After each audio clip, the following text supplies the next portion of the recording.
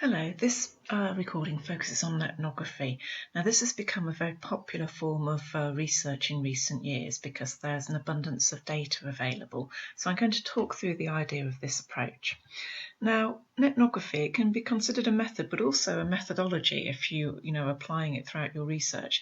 But I'm going to think of it here mostly as a method. And it's basically focused on communities on the internet. And what we can do is we can observe online interactions and also materials that people place on the internet. And so this can be text or images. And what we're trying to do is it's focused on understanding our human experience through these online interactions and contents. Now, when you're looking for literature on this topic, you will see there are other names. So, for instance, it can be called online ethnography or digital ethnography, and therefore it has its roots in ethnography, which is a form of observational research. So the kind of data sources we might use if we're doing ethnography include things like social media, and I'll show you an example in a moment. It could be blogs that people put together online. It could be discussion forums. I mean, in fact, a lot of the discussion forums these days are actually on social media platforms, whereas in the past they were in separate discussion forums. And then there's things like review forums. So, for example, things like TripAdvisor has been a data source in people's projects in the past. And then in terms of collecting the data, we have a number of options. So probably the most popular option is doing observations only. So you choose maybe a social media group that you want to observe, and you will follow them over a period of time, capture the data they're producing and make observations of that. But we can make observations and actually participate with an online community. So we might actually be part of that community ourselves and interacting with them. So this is a bit like participant observation, but doing this online. And then the third way is you can actually have research prompted discussion, whereby you as a researcher might join a particular group, let people know that you're doing research there, and actually put in questions for them to respond to and look at those interactions online. So it becomes a little bit more like an online focus group, really, that approach. So the kind of data we might get, it's really very diverse. So you will capture a lot of images from the internet, but also quite large quantities of text. You'll also have videos and sometimes audio recordings that people place there. So what you end up with on the whole is a large amount of rich, predominantly anonymous, but not always, and very unstructured data. So it can be quite complex to deal with from a data analysis point of view. And there are issues with the anonymity of the data as well, which I'll come to in a moment. And part of that is to do with, so that anonymity issue is related to access to the data and ethical issues. So one of the things I think you have to be aware of is whether the data is coming from an open or closed group. So for example, if you're a member of a closed group on Facebook, and you want to use that data, you have to be aware that it is a closed group, and you might need to get permissions. And also you might want to access a group that is closed for research purposes, and again you might need permissions to do that. So you have to bear in mind that people who are producing information on the internet, they're not aware that their materials are going to be used for research. So if you're going to use them for research purposes, you have to think through some of the ethical issues associated with that with quite carefully. So you need to think about protecting the producers of that data. They may be saying something in a closed social media group that they wouldn't want to say to other people, and therefore you need to think quite carefully about anonymity.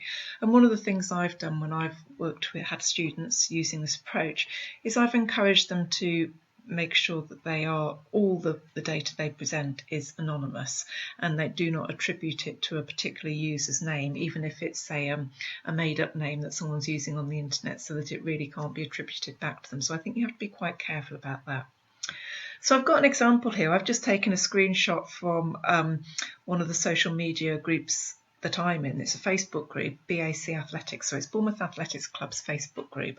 This is a closed group. Not anyone you can't go and look at this unless you're a member of the club or have been for other reasons allowed access to this particular social media group. And what I've done here is showed you a post that I've put up about a competition that I was organising, because I know obviously I've created that content. But here is where you can sort of see the problem. It's got my name on it. It's got the name of someone who's commented on there. So you're sharing, you're potentially using information that could have content that people might not be happy about their name being attributed to. But if you're in a group like this, there's quite a lot of content generated by BAC Athletics Facebook group, and it could be quite interesting to follow to understand some of the workings, say, of a community sports club. You will have to make various sampling decisions for using netnography, so you will need to think about who or what to look at. So, for example, it could be a social media group like I've just shown you, and you might, that's part of your sampling decision to choose that social media group, or possibly if you're looking at community sports clubs, maybe you would choose 4 or 5 of these to look at. Then do you look at all the posts? Do you look at the likes and the shares and the comments? Because likes and shares give you an idea of how popular things are. Comments give you some indication of interactions and what people are saying and thinking about a topic. You might want to think about timescale. You can't go back and look at everything that's been put into a social media group forever. So you might need to look at a particular timescale, and that timescale might be relevant to something to do with your topic. In other words, it might be that you're looking at something that's occurred over a particular timescale, and therefore that needs to be the focus. And also you may need to limit the timescale just in terms of volume of data. Then you have to think about how you capture and save the data. So going back to the BAC Athletics social media feed, I can actually go onto this at any time through my Facebook. And I can actually track down through all the posts in there. But with some social media, you'll find it disappears and it's quite hard to follow and keep track of it. So you may need some mechanism of capturing that data. And I've had students take screenshots, for instance, and save data over a period of time. So they've got it compiled in one place, and they can look at all those images and all the text and all the comments without having to kind of sift back through a social media site and try to find it again. And then you've got some data analysis decisions. So when you're doing netnography, it can be quantitative, it can be qualitative. So in terms of it being quantitative, you can quantify lots of things, like if you're looking at social media, the number of likes, the number of shares, or the number of comments. You can also, if you're following something, looking at, say, blogs on the web, you can look at website hits. And you can also quantify use of keywords. So if you're following some kind of discussion online about a topic, you can look at keywords and how often they occur. And students who follow Twitter hashtags, for example, they've done things like that. They've quantified the number of times keywords are used in relation to a topic. And then you can look at it qualitatively, and this would be much like any other qualitative research where you're analysing text, but also with netnography you'll have quite a lot of image content to look at.